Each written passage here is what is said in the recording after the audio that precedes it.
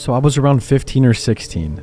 I'm currently 18 now, and my mom, dad, and I were on a family trip to New York City. It was a really good trip at first. We visited the Statue of Liberty, Madison Square Garden, Times Square, etc. And for the most part, it was a normal vacation. But towards the end of our trip was when everything went to shit. It was our last day there, and we were trying to get back to the airport, so we decided to take an Uber. A couple minutes pass by, and a gray Civic pulls up to the sidewalk that we were on. I remember noticing that he had Lyft and Uber stickers on his car in multiple places, almost excessively. It kind of felt like he was trying to prove that he was our Uber. It was just a small thing, of course, but looking back, I really wish I took more concern about how sus this guy was. Moving on, we were running late, so I'm guessing my dad didn't really pay attention to the license plate, because this guy was definitely not an Uber driver. He was a lanky-looking man, wearing clothes similar to rags, and looked like he was drugged out, but at the time, nothing seemed off to us. Again, we were running late, and what happened was the least of our expectations. The ride was normal until we got to the airport. We all expected him to get off the highway and let us off, but he didn't. Instead, he casually continued down the highway past where he wanted to be dropped off. This was when my dad noticed that the man didn't have his phone set up with the Uber GPS open. We were starting to get worried, so my dad asked him in a very stern voice, "Excuse me, where are we going?" The man stayed silent. Flustered, he asked once more, this time yelling, "Hey man, what's going on?" Again, no reply, but at this point, the man started dashing down the highway, weaving past other cars, and just driving very dangerously. We were all panicking, and with my dad now screaming at him to let us off, my mother was crying and praying, with her rosary clutched firmly in her fist, and I was just in shock. I froze up. I couldn't even cry or scream as much as I desperately wanted to. I was completely immobilized.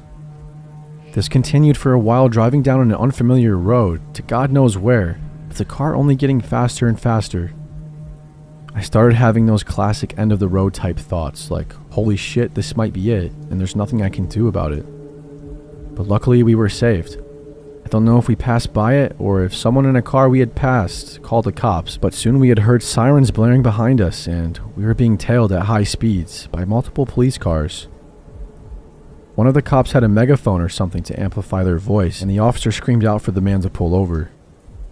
Obviously, he put up a fight, and the police had to actually cut him off for him to finally stop.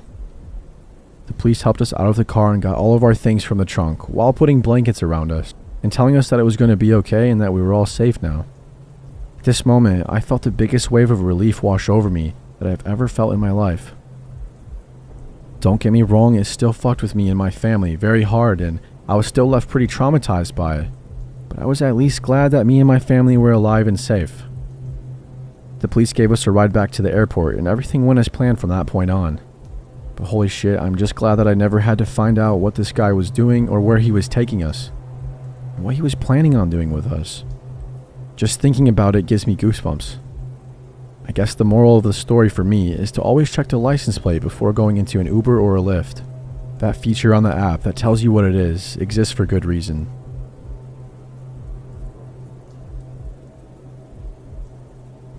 So a few years ago, my boyfriend's dad's family decided to get together and all chip in to rent a condo in Ontario. There was a big extended family over there that his dad never saw, because he only really got along with one of his 3 sisters. My boyfriend's mom had talked him into going though, and they let me tag along because I'd been around long enough that they liked me and even trusted me.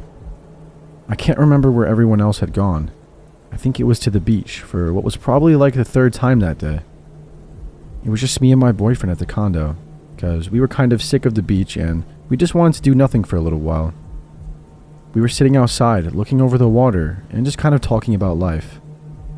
I had just finished reading the Harry Potter series, so I think we were just talking about that for a while. And this woman comes out of the brush besides the condo. Just for an idea here, this condo was about an acre of land maybe, and it was kind of out in the middle of nowhere. The front of the condo was probably 70 feet from a dirt road that no one ever traveled down, and there were some dense trees and brush and whatnot that surrounded the 3 sides of it. This woman comes out of the wooded area and I immediately knew something wasn't right. She was limping and she only had on 1 sandal, and frankly, she looked like shit. She was very pale and her face was gone. And she was really, really pretty, but she just looked exhausted. The thing that immediately caught my attention was her baby, who she was holding very tightly in her arms as she started to come towards us. I didn't really know what to do, but my boyfriend immediately got up and walked over to make sure she was okay.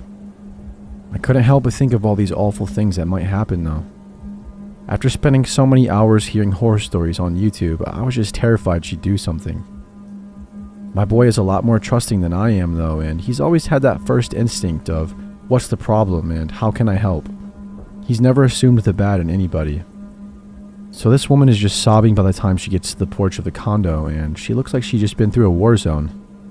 She's also shaking and hyperventilating and crying. And she's telling us that basically her boyfriend has been a drunk for a while and he's been getting worse and worse, and that he's been an overall abusive guy. He would get pissed off whenever she was focusing on the baby instead of him. And part of what pissed him off the most was that it wasn't even his kid, so he kinda didn't care about the baby at all. She told us how this time in particular, he was drunk and she was driving him home with the baby in the back seat. And he grabbed the baby's booster seat and tore it out of the car and then threw it out the window while they were driving. She got the baby out of the seat or something, I don't remember how, because as she's telling us about how he started hitting her, before she took the baby and ran, we hear this yelling, and as we turn, we see this angry dude walking up to the condo, and she starts losing it. The drunken angry guy followed her to our condo and was starting to come up to us. He was trying to act like he wasn't pissed off at first. He was doing that, "Oh, you guys found her, thank you so much" type thing. "Baby, let's go home." But he was slurring his speech and not doing a good job of hiding just how pissed off he was. My boy has always been a pacifist. Honestly, he's even kind of a pushover. He's really non-confrontational and tries to find a way to talk about stuff and just come to an agreement before doing anything. But before I could even say anything, he's across the yard and approaching this guy. As much of a pacifist he really is, he's also huge and he's built like a football player. Around 6'3", and at the time he was about 230 pounds. I've known my boy since we were 10. At the time we were 20 and we'd been dating for just over a year. I knew him better than anyone. He's never done anything like this before, but he goes up to this guy and goes, "Not another step, dude." And he's shaking as he says it. The guy tries to walk around my boy and goes, "Oh no, it's okay, I'm just gonna take her home." And my boy steps in front of him and shakes his head. "You're drunk," he said. "So I'm gonna pretend like maybe you didn't get what I just said. Don't come any closer." It's at this point that the guy stops trying to pretend and he says something like, "You don't know what's going on. That's my girlfriend, I'm gonna take her home." And he tries rounding my boyfriend again, and one more time my boyfriend blocks him and goes, "Stop." I've never heard this tone in his voice before or since. It was kinda scary. It wasn't him. The guy tried one more time before finally my boy put his hand on his chest and pushed him back a bit, keeping his hand on the guy's chest the whole time. "I'm telling you right now, you're not going anywhere near that girl and her child, so turn the fuck around and walk away." This guy was about 5'6", maybe 5'7", so when he looked up to threaten my boyfriend, he had looked like a kid. The guy finally looks up at my boyfriend and he says something that I couldn't hear, and my boyfriend said something back, and then the guy stared at him for a moment, almost like he was deciding whether or not to do anything. My boyfriend finally pushed him away and the guy stumbled back, and then started pointing at me and the girl as he was saying something, and then he started to walk away. I didn't learn till the next day, but the guy had told my boy that he had a gun and that he was coming back, and that he'd kill him and I if we stopped him again. My boyfriend's response to this changes depending on who he's telling the story to. Originally, he told me that he told the guy that he'd feed him his own teeth, which kind of made me laugh because he's such a dork and he definitely got that from a movie. And ever since then, the line he tells everyone else is, "I'll be waiting." Nonetheless, the woman was sobbing and the baby was sobbing, and I was shaking because even though he didn't throw any punches or anything, I could tell that he was ready to hurt this guy if anything else happened.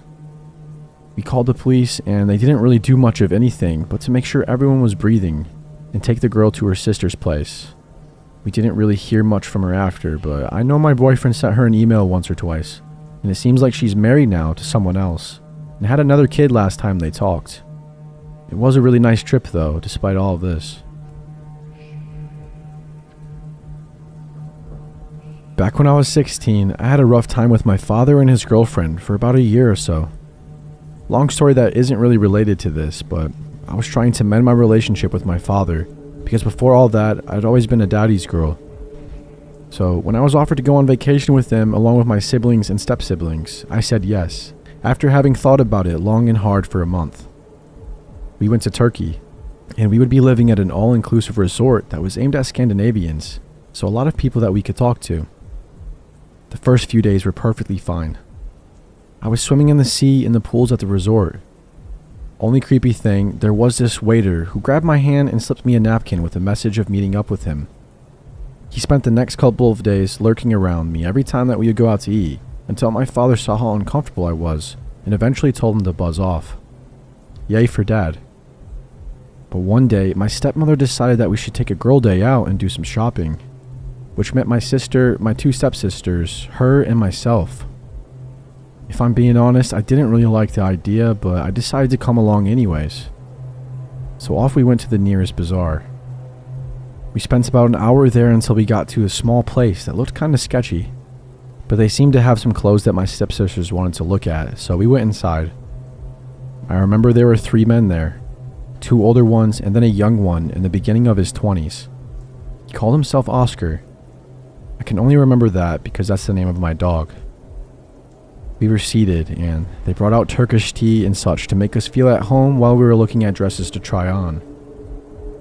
In the end, I was pressured into trying one on, and I went to the dressing room. While I was there, Oscar came and asked if all was well. Thinking it was just good customer service, I answered that it was fine. He might have misunderstood something, because he then slipped into the dressing room, and before I could do anything, he had me cornered with his hands on my cheeks, and leaned in to kiss me. My body froze despite my brain telling me to scream and to punch him. It took me half a minute before I managed to pull back and tell him to stop. I pushed him out and I changed faster than I ever have. Luckily, I was wearing a dress as well, so it was easy enough.